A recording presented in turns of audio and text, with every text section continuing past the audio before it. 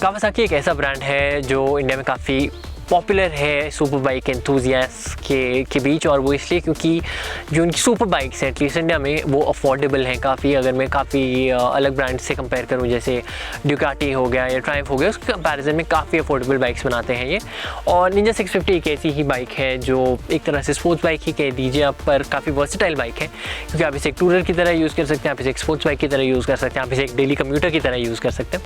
तो एक साल पहले मैंने भी पल्सर RS200 से अपग्रेड करने का मेरा मन था for something more powerful, more responsive, और मैंने एक निंजा 650 के साथ सेटल हुआ। एक साल हो गया है, मैंने लगभग 4500 किलोमीटर चला लिया है बाइक। प्लेन्स में चलाई है, गुड़गांव, दिल्ली, चंडीगढ़ में, शिमला में चलाई है काफ़ी टाइम अब, पहाड़ों में। तो एक पर्सपेक्टिव में शेयर कर सकता हूँ आपके साथ कैसा रहा है मेरा एक साल का ओनरशिप रिव्यू, और क्या चीज़ें हैं जिनसे मैं काफ़ी खुश हूँ, क्या ऐसी चीज़ें हैं जो मुझे कंप्लेंट्स हैं जो मेरी इस बाइक से रिलेटेड, वो आज की वीडियो में हम डिस्कस करेंगे।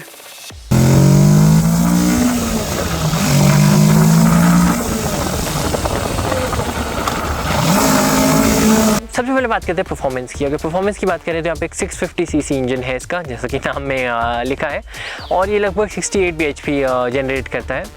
तो इसका असल ज़िंदगी में ये मतलब है कि बाइक बहुत ही तेज़ है। एटलीस्ट जब मैं पल्सर से इस पर अपग्रेड किया तो डिफरेंस फील होता है। लगभग 4, 4.5 या 5 सेकंड इसके बीच में ये 0 to 100 अटेन कर लेती है, और बहुत ही नो नॉनसेंस बाइक एक तरह से मैं कहूँगा। काफ़ी सिंपल है, काफ़ी ईजी टू यूज़ है। अगर हम बात करें इसकी तो इसमें शायद बहुत सारे एडवांस इलेक्ट्रॉनिक्स फीचर्स नहीं आते हैं, जैसे राइड बाय वायर नहीं है, ABS स्विच नहीं है इसमें, पर मुझे लगता है कि नो फ्रिल्स बाइक है, सिंपल पावरफुल बाइक है जो आप अगर आप इस एक्सपेक्टेशन के साथ जा रहे हैं कि आपको एक वेरी टेक सैवी बाइक चाहिए तो शायद आपके लिए नहीं है, पर आप एक ऐसी सिंपल बाइक चाहते हैं जो डिलीवर करे on the metrics that it is supposed to, तो ये अच्छी बाइक है। जैसे मैंने बताया काफ़ी तेज़ है, 0 to 100 लगभग 5 सेकंड में जाती है। टॉप स्पीड जितना मुझे पता है इसकी 200 के आसपास है, मैंने कभी इतना टेस्ट नहीं किया। ऑल्दो 170 तक मैंने भी इसे एक दो बार टच कराया है फ्री हाईवे पे खाली सुबह के टाइम, तो कोई ज़्यादा दिक्कत होती नहीं है, काफ़ी जल्दी पिकअप उठा लेती है ये। और जो इसकी पावर डिलीवरी है मुझे काफ़ी लीनियर लगती है। हाँ, मतलब मे बी बहुत एक्साइटिंग नहीं है इसकी पावर डिलीवरी, पर यह है कि ऐसा नहीं है कि आपको अगर पावर चाहिए तो आपको हाई बैंड में ही रेव करना पड़ेगा। लगभग लो और मिड बैंड से ही इसकी जो पावर डिलीवरी है वो कंसिस्टेंट है। बहुत ज़्यादा मज़ा आता है जब इस पर आप एक्सेलरेटर थ्रॉटल को घुमाते हैं और जब बाइक इमीडिएटली रिस्पॉन्ड करती है तो वो एक अलग ही एक्सपीरियंस रहता है। हाँ, एक चीज़ मैं बताना चाहूँगा कि जो इसका एग्जॉस्ट नोट है, देखिए बहुत ज़्यादा ही अच्छा नहीं है। मुझे इतना फ़र्क नहीं पड़ता है एग्जॉस्ट नोट का, तो मैंने कभी इसका साइलेंसर बदलवाने की कोशिश भी नहीं की, पर कुछ लोग हैं जो ये चीज़ माइंड करते हैं। तो अगर आप वैसे सोच रहे हैं तो मे बी आपको एक आफ्टर मार्केट साइलेंसर लगाना पड़े, ऑल्दो वो आजकल इलीगल है और आपका पुलिस वाले चालान कर सकते हैं अगर उन्हें पता चल गया आपने एक आफ्टर मार्केट साइलेंसर लगाया है। तो वही कंसिडरेशन है जो आपको ध्यान में रखनी है। परफॉर्मेंस में एक और एस्पेक्ट था जिसकी वजह से मैंने ये ली थी, वो है ट्विन सिलेंडर इंजन। अब इन थ्योरी ट्विन सिलेंडर में जो वाइब्रेशंस होती हैं वो काफ़ी कम होती है compare to single cylinder engine, और इसीलिए मैंने KTM 390 की जगह ये बाइक लेना प्रेफर किया। इन एप्लीकेशन कम होती है, पल्सर RS200 के कंपैरिजन मुझे काफ़ी कम लगती है, पर ऐसे नहीं है कि बिल्कुल ही नॉन एग्जिस्टेंट है। जैसे आप थोड़ा हायर RPM पे जाते हैं आपको थोड़ी वाइब्रेशंस फील होना शुरू होती हैं, पर ऑल इन ऑल मैं कहूँगा कि मुझे काफ़ी अच्छी परफॉर्मेंस लगती है इसकी। काफ़ी नो नॉनसेंस बाइक है जैसे मैंने कहा, और जो एक्सपेक्टेशंस है उस पर डिलीवर करती है।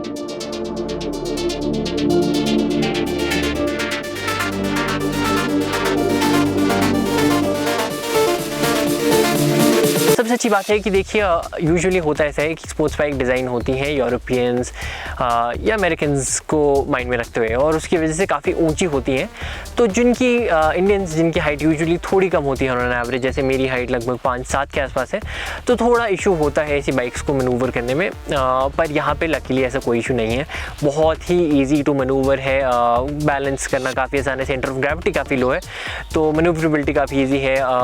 फीट प्लांट करना ग्राउंड पे when you are sitting on the bike वो भी पॉसिबल है, जो कि शायद थोड़ी दूसरी तरह की बाइक्स ट्रायम्फ वगैरह में पॉसिबल नहीं होता, क्योंकि थोड़ी ऊंची होती हैं, थोड़ी भारी बाइक है, 650 इंजन का सीसी है और वेट भी ज़्यादा है, पर मुश्किल नहीं होती चलाने में, चाहे पहाड़ों में चला रहे चाहे आप सीधे प्लेन्स में चला रहे हैं। बहुत ईजी टू मैनूवर है, आराम से हैंडल स्टीयर हो जाती है, कोई दिक्कत नहीं होती। एक चीज़ मैं कहूँगा कि चलाते हुए इसकी जो रेयर सीट है बहुत हाई है, जैसे सारी स्पोर्ट्स बाइक की होती हैं। तो मे बी अगर आप 2 पैसेंजर्स या रेयर पैसेंजर की एक आपके साथ एक रेयर पैसेंजर होंगे तो वहाँ पे शायद उन्हें थोड़ी दिक्कत आ जाएगी, क्योंकि बहुत कंफर्टेबल नहीं होती हैं स्पोर्ट्स बाइक अगर हम एक रेयर पैसेंजर को साथ ट्रैवल करवाने की सोचें। ऑल्दो यहाँ पे पल्सर से डेफिनेटली डिफरेंस है, काफ़ी ज़्यादा कंफर्टेबल है उसके कंपैरिजन में, पर मैं यही कहूँगा कि बहुत ज़्यादा कंफर्टेबल नहीं है।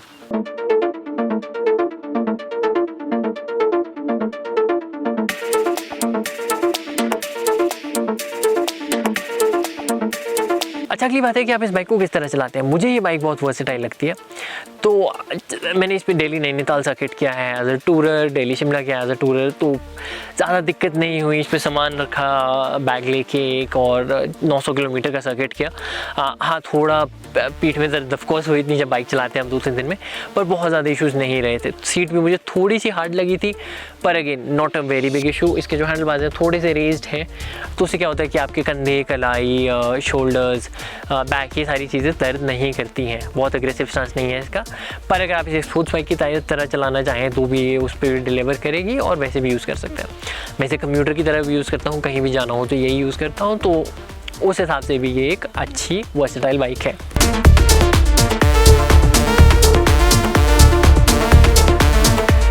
अगर मैं टायर्स की बात करूं तो टायर्स के 4500 किलोमीटर चल चुके हैं, अभी तक उनमें ग्रिप है, ऐसे नहीं है कि बिल्कुल ही टायर्स घिस चुके हैं या ख़त्म हो चुके हैं, तो अभी तक ठीक चले।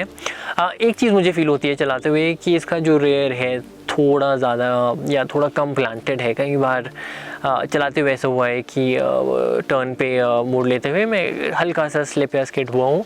Although I am not really sure at this point कि वो कितनी बाइक की वजह से हुआ है और कितनी मेरी बाइक चलाने की काबिलियत की वजह से, पर ऐसा हुआ है, और पल्सर में मेरे साथ ये इतनी बार नहीं होता था।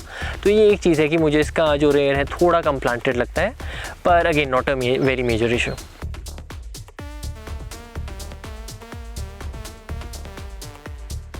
अगर आप ब्रांड वैल्यू की बात करें तो देखिए बाइक्स में मेरे ख्याल से गाड़ी जितनी ब्रांड वैल्यू या ब्रांड रिकग्निशन नहीं होता है, तो अगर आप उस हिसाब से सोच रहे हैं तो मैं तो बोलूँगा मत ही लीजिए, कि कोई फ़ायदा नहीं होता। अगर आप ये सोच रहे हैं कि, जैसे मैंने अपनी पिछली वीडियो में भी बताया था कि अगर आप ये सोच रहे हैं कि ये बाइक लेके आप चिक मैग्नेट बन जाएंगे, नहीं होता। किसी को कोई फ़र्क नहीं पड़ता कौन सी बाइक है आपके पास। इनफैक्ट मेरे दोस्त तो ये कहते हैं कि ये निंजा कम लगती है क्योंकि ये ऑल ब्लैक है और यामाहा FZ ज़्यादा लगती है, तो यही मजाक उड़ाते हैं कि 6 लाख की यामाहा FZ ली है मैंने। पर जैसे मैंने बताया कि अगर आप सोच रहे हैं कि इससे आपको टेंशन मिलेगी तो गलत सोच रहे हैं। शायद पेट्रोल पंप पे मुझे 2-4 बार कॉम्प्लीमेंट्स मिले हैं जो पेट्रोल भर रहे होते हैं उन लोगों से, उसके अलावा कोई इतना ध्यान नहीं देता है। सबसे अच्छी बात मुझे इसकी लगती है कि ये बहुत ज़्यादा टेंशन ग्रैबिंग बाइक नहीं है। देखिए, कुछ लोग बोलेंगे कि शायद ये एक नुकसान है, पर मुझे लगता है कि इसकी जो लो प्रोफाइल है एटलीस्ट मेरे लिए वो वर्क करती है, बहुत ज़्यादा टेंशन ग्रैब नहीं करती है। एक पीस ऑफ माइंड भी रहता है मुझे जब मैंने इसे कहीं रैंडम जगहों पे पार्क किया होता है, जब भी मैं कहीं जाता हूँ, कि कुछ गड़बड़ होने के चांसेस कम होते हैं, क्योंकि लोगों का इतना ध्यान इसकी तरफ ज़्यादा नहीं है।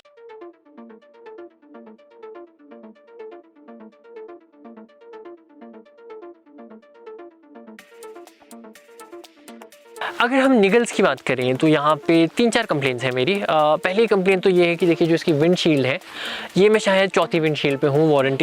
वारंटी में बदली है मैंने 3 विंडशील्ड, और हमेशा ही इस पर कोई माइक्रो क्रैक्स डेवलप हो जाते हैं, पता नहीं कैसे। खड़ी बाइक कवर के नीचे, और जब भी 2-3 महीने बाद जब भी मैंने ये विंड स्क्रीन बदलवाई है, इसमें क्रैक्स थे। तीसरी बार के बाद मैंने फाइनली गिव अप कर दिया और एक आफ्टर मार्केट ली विंड स्क्रीन अमेज़ॉन से, और वो अब तक अच्छी चली है। तो यहाँ पे क्वालिटी कंट्रोल इशू है जो मेरी कंप्लेन है कावासाकी से। वैसे ही एक बार इसकी टेल लाइट भी माइक्रो क्रैक्स डेवलप हो गए थे उसमें, अपने आप ही अगेन किसी चीज़ से नहीं बजे ये, और तब भी ये माइक्रो क्रैक्स डेवलप हुए। तो एक और कंप्लेन थी, ऑल्दो एक बार बदलवाने के बाद ये अभी तक ठीक चली है। अच्छा, एक और कंप्लेन जो इसकी है वो इसकी की हेडलाइट्स बहुत ख़राब है। नाइट ड्राइविंग मुझे या नाइट राइडिंग इसमें बहुत रिस्की लगती है क्योंकि विजिबिलिटी बहुत ही ख़राब है। 5 मीटर 10 मीटर इससे आगे नहीं दिखता है इसमें, और ये अगेन मेजर कंप्लेन है। पल्सर में काफ़ी बेटर लाइट्स थी इसके कंपैरिजन में, और मुझे समझ नहीं आता कि इतनी ख़राब लाइट्स इसमें क्यों हैं। तो ये कुछ कंप्लेंट्स थी। उसके अलावा मोस्टली मेरा एक्सपीरियंस सिंगल फ्री ही रहा है और कोई ज़्यादा दिक्कत आई नहीं है। हाँ, एक बार मेरे साथ ये ज़रूर हुआ था कि ये उसकी ग्रिप है एक्सेलरेटर की, ये लूज़ हो गई थी। तो जब मैं एक्सेलरेटर घुमा रहा था कुछ हो नहीं रहा था, उसमें ये करना पड़ा मुझे कि ग्रिप को थोड़ा सा हटा के इस पर फेविक्विक लगानी पड़ी, और उसके बाद से ये ठीक चल रहा है। तो ये कुछ 3-4 चीज़ें थी, माइनर इशूज़ थे जो मेरे रहे हैं इस बाइक के साथ। उसके अलावा काफ़ी ईजी एक्सपीरियंस रहा है। अगर कॉस्ट ऑफ ओनरशिप की बात करें तो बहुत ज़्यादा महंगी बाइक नहीं है ये। एक बार आप खरीद लें उसके बाद ऑफ कोर्स, क्योंकि ऐसे 6.5-7 लाख के आसपास पड़ेगी आपको। पर उसके बाद देखिए, अगर मेजर खर्चे बात करूँ मैं, पेट्रोल में माइलेज आपको 20 की मिल जाएगी अगर आप इसे धीरे चलाएंगे, इज़्ज़त से चलाएंगे। अगर आप थोड़ा एग्रेसिव चलाएंगे तो आपको 10 के आसपास की माइलेज मिलेगी। अगर हम इसकी सर्विस की बात करें तो 6 महीने में एक बार होती है, लगभग 6 से 7 हज़ार रुपये के बीच होती है इसकी एक सर्विस।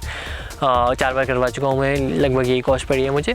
और फाइनली अगर इसकी इंश्योरेंस की बात करें तो 16 हज़ार के आसपास मैं 2 बार दे चुका हूँ इसकी इंश्योरेंस, 0 डेप्थ।